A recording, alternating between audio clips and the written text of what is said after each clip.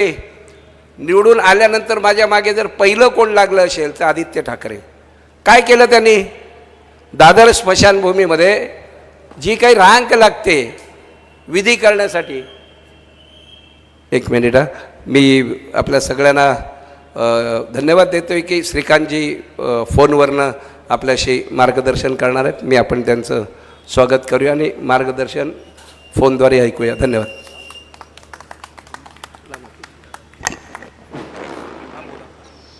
Hello, सर्वप्रथम सगळ्यांची दिलगिरी व्यक्त करतो. आज मला यायला उशीर झाला कारण की आज सांगोला, अक्कलकुवा, साक्री त्याच्यामध्ये फ्लाईट लेट म्हणून येता येत आपण 5 मिनिटांमध्ये मी पोहोचतोय तिथे. पण तरीही आचारसंहिता असल्या कारणाने आपल्या सगळ्यांशी संवाद या फोनच्या माध्यमाने साधतोय.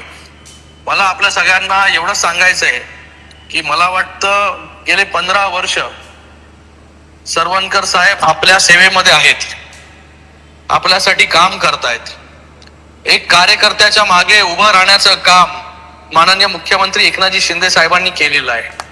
आणि मला वाटतं हे वारंवार उदाहरण आपण पाहिलेलं आहे की कार्यकर्त्यासाठी सर्व काही करण्याचं माननीय मुख्यमंत्री एकनाथजी शिंदे साहेब नेहमी करत असतात.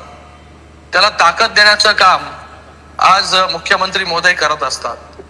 म्हणूनच ही जी शिवसेना आहे, ही शिवसेना एक परिवार आहे आणि आमचा एक एक पदाधिकारी, कार्यकर्ता या परिवारातील सदस्य आहे.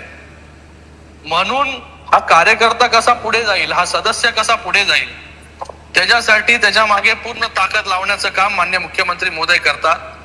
आपण हे उदाहरण लोकसभेच्या निवडणुकीनंतर जेव्हा केंद्रामध्ये मंत्रिपद द्यायचं होतं तेव्हा देखील आपण अनुभवलं.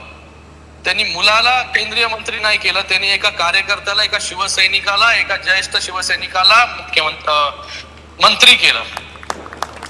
मला वाटतं आज देखील सदा सरवणकर साहेबांच्या माध्यमाने एक शिवसैनिक आपल्या सगळ्यांच्या समोर उभा आहे. आज त्यांच्या बरोबर, त्यांच्या मागे जसे आपण गेले अनेक वर्ष उभे आहात तसं पुढेही त्यांच्या मागे उभे राहा अशी विनंती करण्यासाठी आज तुमच्या समोर आम्ही लोक आहोत.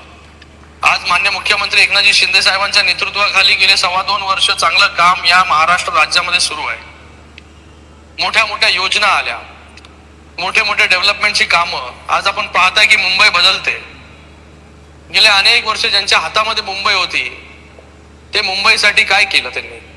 आज या मुंबईमध्ये सगळ्यात जास्त घरांचा प्रश्न आहे. घरांचा प्रश्न ही लोक जी आहेत ही कधी तो सोडू शकली नाही. लोक जी आहेत ही 15-15 वर्ष ट्रान्झिट कॅम्प मध्ये राहत आहेत. SRH प्रकल्प रखडलेत, म्हाडाचे प्रकल्प रखडलेत, पण कधी यांना वाटलं नाही की मुंबईकरांना जे आहे, मराठी माणसाला त्याचं हक्काचं घर द्यायला पाहिजे. ते हक्काचं घर देण्याची सुरुवात जी आहे ही माननीय मुख्यमंत्री एकनाथजी शिंदे साहेबांनी केली, आपल्या सरकारने केली. आणि मला वाटतं सरवणकर साहेबांच्या पण विधानसभेमध्ये असेच रखडलेले प्रकल्प होते ते देखील मार्गी लावण्याचं काम करतायत.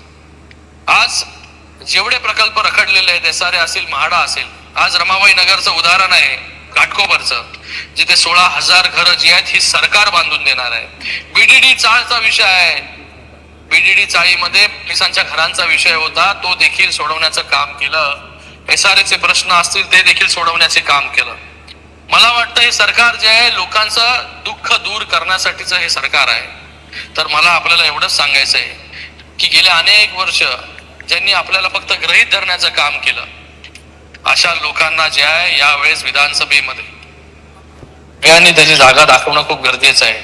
एका कार्यकर्त्याच्या बरोबर उभं राहणं गरजेचं आहे. सदा सरवणकर साहेब इतके वर्ष काम करतायत आणि मला वाटतं पूर्ण कॉन्फिडन्स आहे, पूर्ण विश्वास आहे की या वेळेस देखील सदा सरवणकर साहेब आपल्या सगळ्यांच्या आशीर्वादाने मोठ्या मताधिक्याने या मतदारसंघामधून निवडून येतील. एवढं सांगण्यासाठी आपल्या सगळ्यांना मी आज फोनद्वारे संवाद साधतोय. 1-2 मिनिटांमध्ये मी तिथे पोहोचतोय. सगळे मोठ्या संख्येमध्ये जमा झालेत, पण आता सगळीकडे महाराष्ट्रभर प्रचार सुरू असताना कुठे ना कुठेतरी पोचायला उशीर होतो, तर त्याची दिलगिरी देखील व्यक्त करतो. सगळ्यांचं मी खूप खूप धन्यवाद. जय हिंद, जय महाराष्ट्र.